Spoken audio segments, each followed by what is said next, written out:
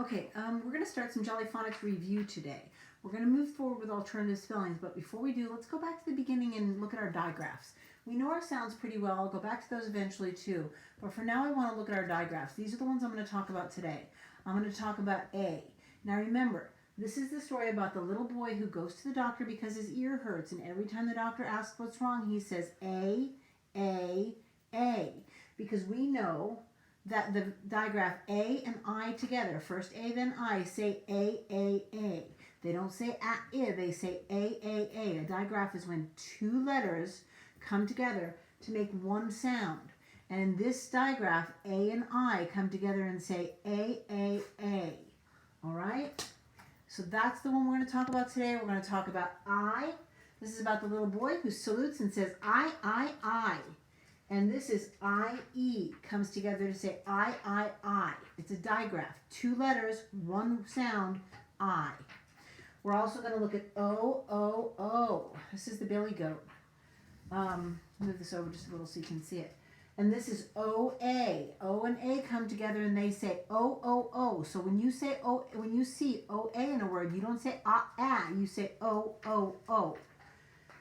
We're also going to talk about E-or. Now remember, even though they say it together, because it's E-or, put your hands up like donkey ears and say E-or. Hang on. I'm going to write on my hands to make it easy. Oh, of course I did it wrong. And I don't have a white out, but if I needed a white out, it would have to be a pink out for my hands, wouldn't it?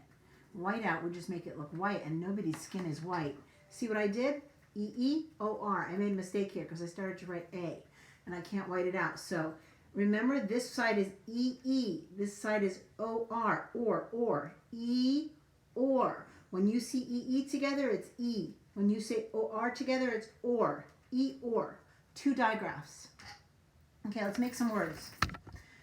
I'll move you around a little. I'm still getting used to all this technology. Miss Wheeler's okay at it, but not great at it.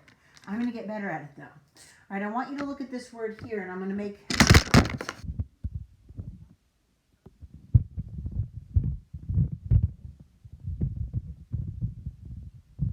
I'm going to get way better at this, and hopefully I won't hurt you while I'm getting better. Hang on, let me...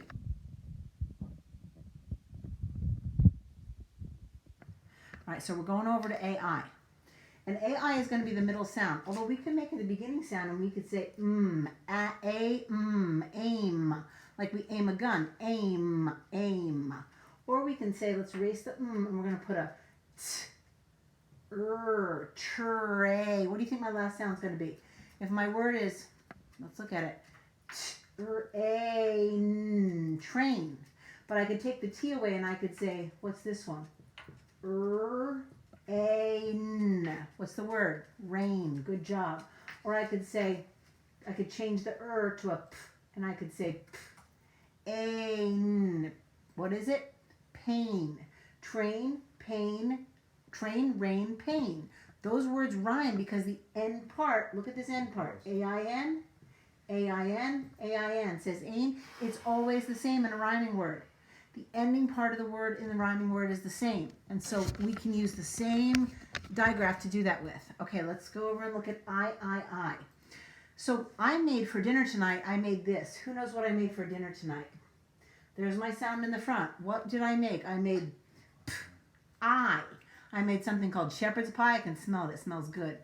And I made apple pie. Today is pie day in our house. So I. But what if I wanted to say... Oh, this is something we shouldn't ever do, right? What is that word? Oh, lie. We don't lie, do we? Or I could say this, but this is spelled wrong. Sky. That works, but that's an alternative digraph. That is why, when a short word, remember a short word that has a Y at the end, like my and by and pie and try, and sky, not pie. Pie is I-E. Okay, so that's I-E. Now we're going to go over to O-A, over here. We can see right here, goat. Let's do another one. How about, this is what I sometimes eat for breakfast in the morning. Oat. I could do, this is something that goes around a castle. Moat. And in some stories it has crocodiles in it, huh? And we can even spell crocodiles. We're getting pretty good. So E-or, let's look at E-or. E, we could say, oh, this is a sight word everyone should know, right? Let's see if you can see that. No, you can't. Here we go. S-E. And we could say, oh, we could put a d sound on the end, and we could say seed. Or we can say, your mom might ask you to feed your dogs or your cats or your little brother, right? Just don't feed them to the crocodiles, especially your little brother. Then we have or over here. So if I want to say, I'm trying to think of a word that would be in the that would work for that. And one word that I could do is I could put a in front of it, but here's a problem, okay? That works and you can read it, and that's the most important thing when you're writing is that your reader can read your word. It's not spelled right. More is a tricky word because it has an E on the end, and yet it is not a split digraph. It's not more, it's more. And then we can have, how about for?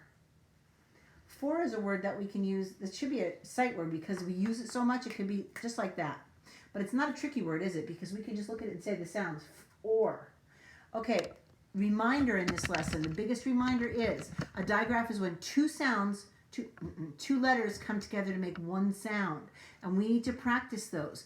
I am seeing some beautiful work that you're doing on your own. But here's the problem. Even the ones who know not to do this, you're forgetting capitals at the beginning of your sentence. You're forgetting periods at the end of your sentence. You're forgetting spaces in between your words. And you are forgetting and putting capitals all throughout your words and sentences. Not okay, friends. Not okay. And I know we're getting used to doing this online, but what we're going to do right now is starting next week, you're going to have to do those papers over if I keep seeing that. You're going to be working with me a lot more, and I'm going to be able to work with you as you do it to remind you. We're all just getting used to how this works, but we also have some pretty rigorous standards for how things work. So we have just learned about, I can read CVC words. That's, we did that, only the vowel in the middle was a digraph vowel, so p-ain was p-ain, CVC. And I can say each sound of a word. That's incredibly important because if you can't say every sound in a word, you're not going to be able to write the word. You need to say the sounds to be able to write the words down on your paper. So you need to practice. So today we looked at working with A, I, O, and E, or. So let's do those sounds together, please. A first. Show me. A. Ignore that. That's for E, or. Then we're going to do I. And then for O, we're going to do O. Remember? O. Oh, did you see a billy goat? Oh. See the billy go under the old oak tree. Oh. And now let's do E, or. E. Oh, excuse me. That's or, isn't it? E, or. E, or. Two different digraphs. We only put them together because it makes the song cute. Do your Jolly Phonics in the morning. Ask your mom and dad to put the Jolly Phonics song on. I gave them the link. All right? I love you. Talk to you soon.